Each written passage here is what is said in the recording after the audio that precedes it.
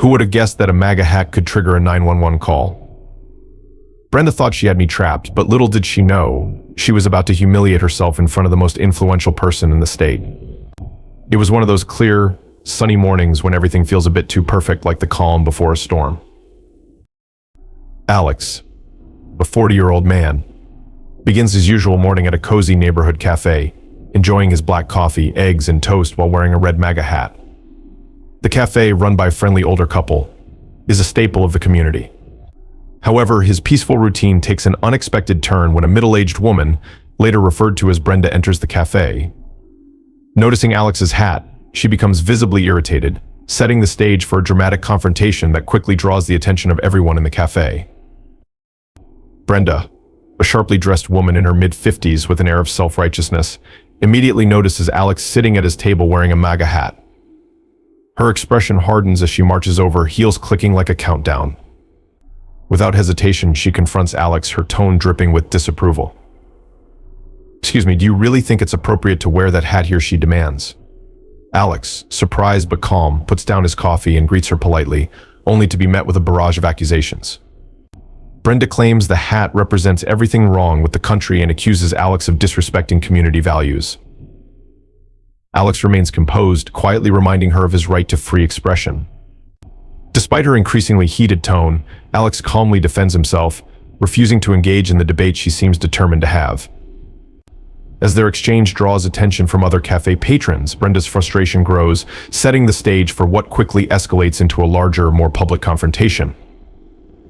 Frustrated by Alex's calm demeanor and unwillingness to engage in her accusations, Brenda decides to escalate the situation. She pulls out her phone, starts recording, and announces loudly to everyone in the cafe that Alex's hat is offensive and a symbol of division. Her voice carries across the room, catching the attention of other patrons who begin to murmur and glance in their direction. Alex, still seated, takes a sip of his coffee and watches her with quiet amusement, but Brenda is undeterred. "This is unacceptable," she declares, raising her phone higher to ensure she captures Alex's every move. People need to see what's happening in their community. A few customers pull out their own phones, quietly recording the spectacle unfolding before them. Then, to everyone's surprise, Brenda taps her phone screen and places a call. "Yes, I'd like to report a disturbance," she says dramatically into the receiver. Her tone is filled with exaggerated urgency. "There's a man here being aggressive, and his attire is extremely offensive. It's making everyone uncomfortable." Alex looks up, startled by her claim. "Aggressive," he mutters, half laughing to himself. "I've barely said anything around the cafe." Some customers exchange knowing looks, while others stifle laughter at the absurdity of her complaint. Mrs. Hernandez, the cafe owner, cautiously approaches Brenda, attempting to de-escalate the situation. "Ma'am, please, let's not blow this out of proportion," she says gently. But Brenda brushes her off, doubling down on her performance. "This man is a problem, and I'm doing this for everyone here," she declares dramatically. The tension in the room thickens as Brenda waits for the police to arrive, convinced her actions are justified. Growing increasingly frustrated with Alex's calm and composed responses, Brenda takes the confrontation to another level. She pulls out her phone and starts recording, her voice rising for everyone in the cafe to hear. "This is unacceptable," she exclaims, pointing her camera directly at Alex. "That hat is a symbol of hate and division. People need to see what's happening here." Her dramatic declaration catches the attention of nearby patrons, who glance over curiously, some even discreetly pulling out their phones to document the unfolding scene. Alex remains seated, sipping his coffee, seemingly unfazed. "What exactly are they going to see?" he asks dryly. "A guy eating toast," but Brenda is undeterred. Determined to escalate the situation further, she loudly announces, "I'm calling the police." She dials and begins speaking with an air of authority and urgency. "Yes, officer, I'd like to report a disturbance," she says, making sure her voice is loud enough for everyone to hear. "There's a man here in a local cafe being aggressive and wearing extremely offensive clothing. His presence is threatening and making everyone uncomfortable." Alex raises an eyebrow, visibly surprised. "Aggressive," he murmurs. "I've barely said a word." The cafe owner, Mrs. Hernandez, approaches cautiously, trying to intervene. "Ma'am, please, let's not make this into something it's not," she says in a calm voice. Brenda, however, ignores her. She doubles down, claiming, "I'm doing this for the good of everyone here. People like him can't just walk in and disrespect us." The tension in the room rises as conversations hush, and all eyes focus on Brenda and Alex, waiting to see what happens next. The cafe, once a peaceful haven, now feels like the center of a brewing storm. The peaceful cafe atmosphere is shattered as sirens echo outside, and moments later, two uniformed officers step through the door. The energy in the room shifts, conversations stop entirely, and every eye turns toward the officers. Brenda, her confidence surging, waves them over with exaggerated gestures. She strides toward them with an air of self-importance, ready to deliver her case. "Officers, thank you for coming so quickly," she begins, her tone dripping with urgency. "I'm the one who called." "That man," she says, pointing an accusing finger at Alex, "is causing a disturbance. His clothing is offensive, and his presence is intimidating and disruptive to everyone here." The older officer, a stocky man with a thick mustache, exchanges a glance with his younger partner, a man who looks like he's running on minimal caffeine. The older officer tilts his head and responds calmly. "All right, Ma'am, let's take this step by step. What exactly has he done?" Brenda stammers, gesturing toward Alex. It represents hate and division. It's making everyone uncomfortable. The officer shifts his gaze to Alex, who is still seated at his table, casually sipping his coffee. He takes a moment to observe Alex's demeanor, calm, collected, and far from aggressive. So the younger officer says, addressing Alex, "Can you tell us what's going on here?" Alex leans back in his chair, maintaining his composure. "Not much to tell, officer. I was eating my breakfast when this lady started yelling at me about my hat. I didn't respond much, and then she called you." The older officer scratches his chin, clearly unimpressed. "So no threats, no physical altercations, nothing like that?" "Not a thing," Alex replies with a faint smirk. "Just me, my eggs, and a cup of coffee." Brenda, sensing the situation slipping away from her, interjects angrily. "He's being dismissive. His attitude is the problem. And that hat, it's triggering for people. It's a public safety issue." The younger officer glances around the room, noting the bemused expressions of the other patrons, many of whom are quietly recording the interaction. He sighs and turns back to Brenda. "Ma'am, are you saying you called us because you don't like his hat?" Brenda sputters, searching for a more compelling argument. "It's not just the hat, it's what it stands for. People like him think they can spread hate and get away with it." The older officer raises an eyebrow and pulls out his notebook. "Just to clarify, Ma'am, there's no yelling, no threats, no physical harm, just a man sitting here eating breakfast." Brenda's face turns red with frustration. "You don't understand. People like him are the problem. They disrespect decency and make others feel unsafe." At this point, the tension in the room gives way to subtle laughter from a few customers. One person mutters, "This is ridiculous," prompting more chuckles. The older officer sighs and closes his notebook. "Ma'am," he says firmly, "what you've described doesn't qualify as a crime or even a disturbance. Wearing a hat you don't like isn't against the law." Brenda's jaw drops. "So you're not going to do anything?" The younger officer folds his arms and responds flatly.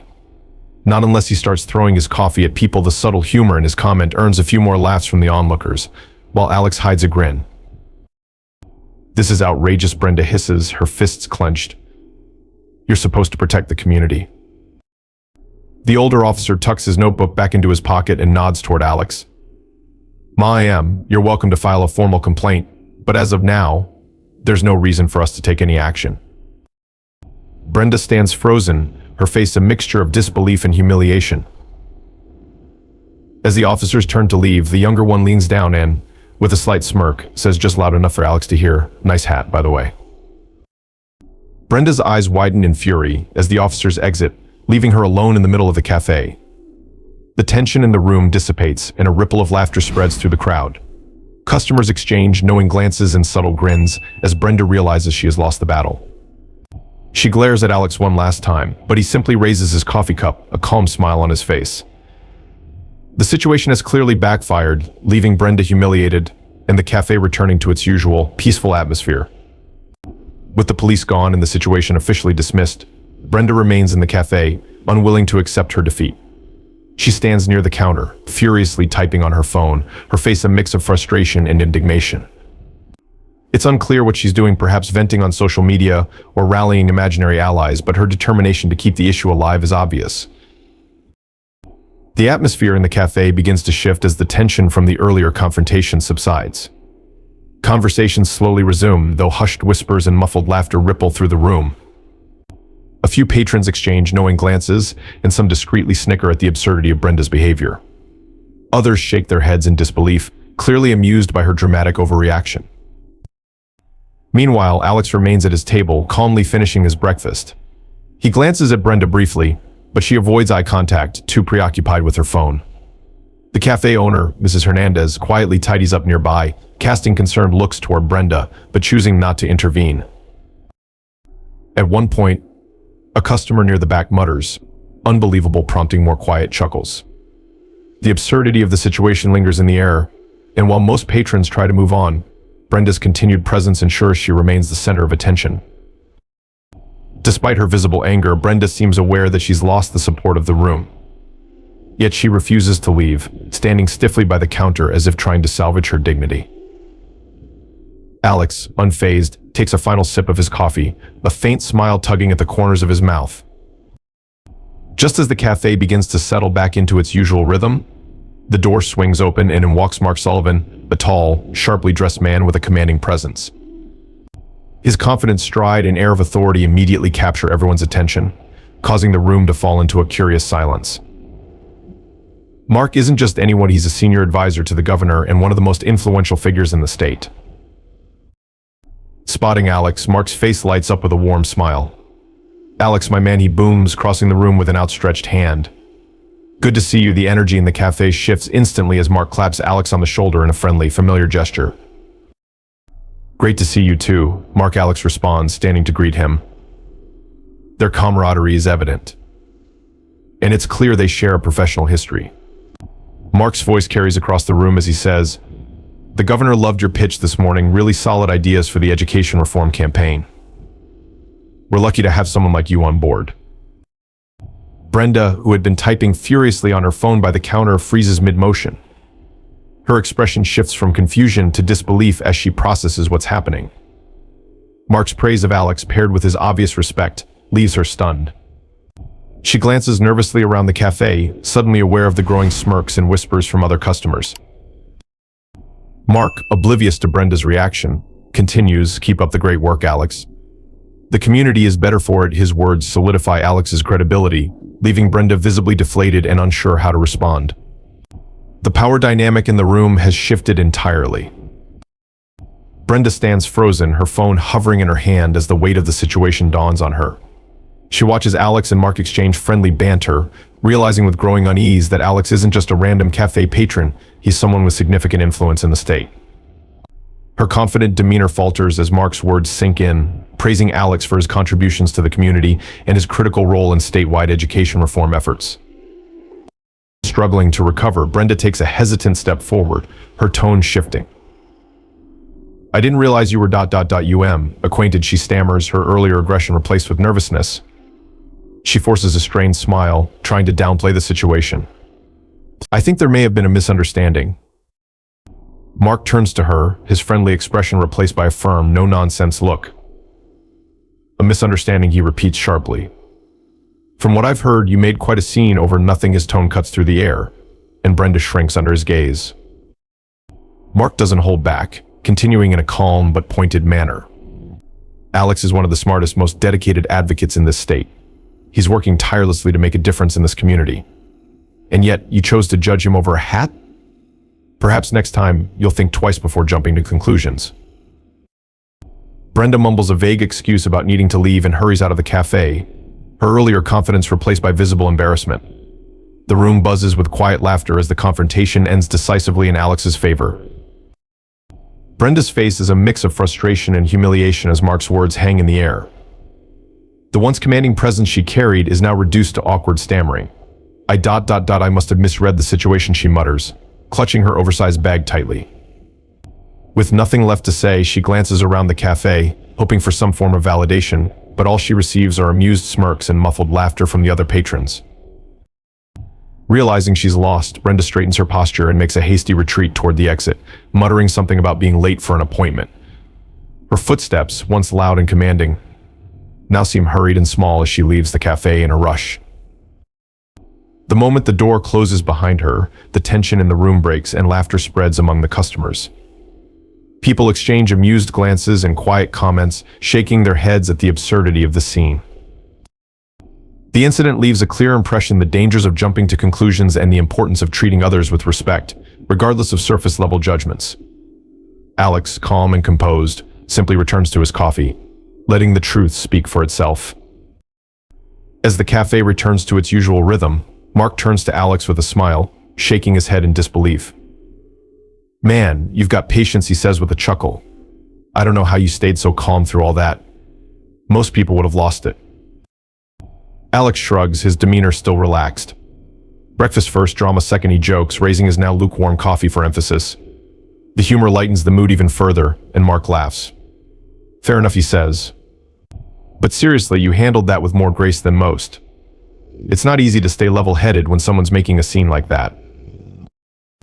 Mark's words are filled with respect, and the other customers seem to share his sentiment. A few people approach Alex to offer quiet words of support or pats on the back, showing that the room had been firmly on his side all along. Mrs. Hernandez even offers to warm up his coffee, her way of apologizing for the commotion. As Mark prepares to leave, he claps Alex on the shoulder one last time. "The governor was impressed with your ideas this morning, and I'll make sure he knows about this too. It takes a lot to stay calm under pressure, but you proved once again why you're one of the best voices for this community. I'll see you at the next meeting." With that, Mark leaves, the respect and camaraderie between the two evident. Alex sits back down, finally letting himself relax as the cafe hums with quiet activity again. He reflects on the morning's events, the absurdity of the confrontation, and the satisfaction of knowing he didn't need to argue or fight to prove himself. The entire scene reinforces a simple but powerful lesson: sometimes the best way to win is to let the truth speak for itself.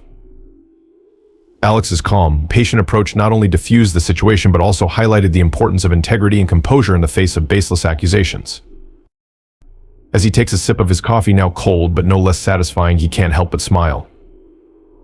Life, he realizes, has a funny way of setting the record straight when you stay true to yourself. The story highlights the importance of freedom of expression, emphasizing everyone's right to their beliefs without fear of undue judgment. It also underscores the dangers of making snap judgments based on appearances, as they can lead to embarrassing and misguided actions. Additionally, it illustrates the value of composure and patience when facing confrontation, showing how maintaining integrity and calm can diffuse tense situations and allow the truth to prevail. Ultimately, it serves as a reminder of the power of respect and understanding in any interaction.